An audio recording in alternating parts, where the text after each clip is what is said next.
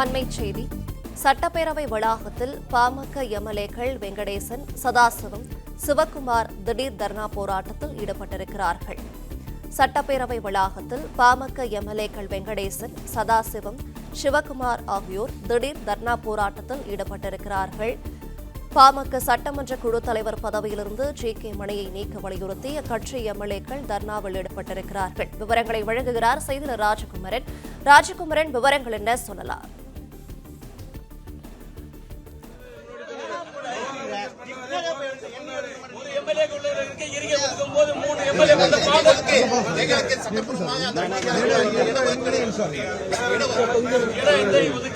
பேரவைத் தலைவர் அவர்களை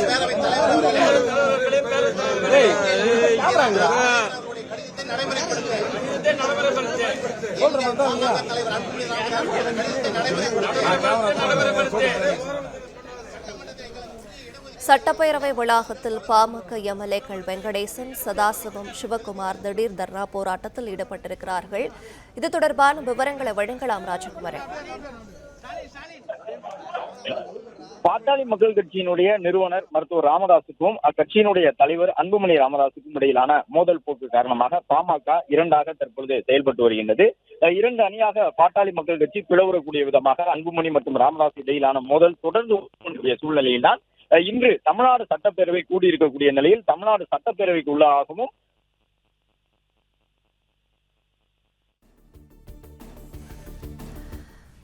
பாமக சட்டமன்ற குழு தலைவர் பதவியிலிருந்து ஜி.கே. மணியை நீக்க வலியுறுத்தி அக்கட்சி எம்எல்ஏக்கள் தர்ணாவில் ஈடுபட்டிருக்கிறார்கள். ஜி.கே. மணியை சட்டமன்ற குழு தலைவர் பதவியிலிருந்து நீக்க அண்மையில் பாமக எம்எல்ஏக்கள் மனு அளித்திருந்த நிலையில் ஜி.கே. மணியை நீக்கிவிட்டு தருமபுரி எம்எல்ஏ வெங்கடேசனை பாமக சட்டமன்ற குழு தலைவராக நியமிக்க வலியுறுத்தியிருக்கிறார்கள். சட்டப்பேரவை வளாகத்தில் பாமக எம்எல்ஏக்கள் வெங்கடேசன், சதாசிவம், சிவக்குமார் ஆகியோர் திடீர் தர்ணா போராட்டத்தில் ஈடுபட்டிருக்கிறார்கள்.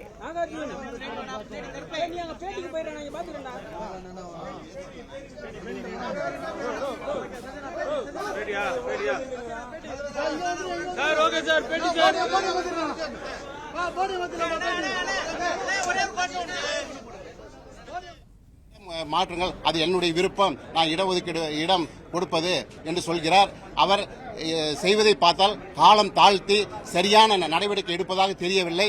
தொடர்ந்து மாண்புமிகு பேரவைத் தலைவர் அவர்கள் ஜனநாயக பொறுப்படி சட்ட முறைப்படி அங்கீகரிக்கப்பட்ட எங்களுடைய மருத்துவர் அன்புமணி ராமதாசுடைய கடிதத்தை முழுமையாக செயல்படுத்த வேண்டும். ஏனென்றால் குழுவினுடைய தலைவருக்கு உரிய இடமும் ஒதுக்க வேண்டும், துணைத் தலைவருடைய இடம் ஒதுக்க வேண்டும், கொறடாக்குடைய இடம் ஒதுக்க வேண்டும் என்று இந்த நேரத்தில் நாங்கள் வலியுறுத்துகிறோம். அதே சமயத்தில் நாளை சட்டமன்றத்திலும் தொடர்ந்து நாங்கள் வலியுறுத்துவோம். நன்றி, வணக்கம்.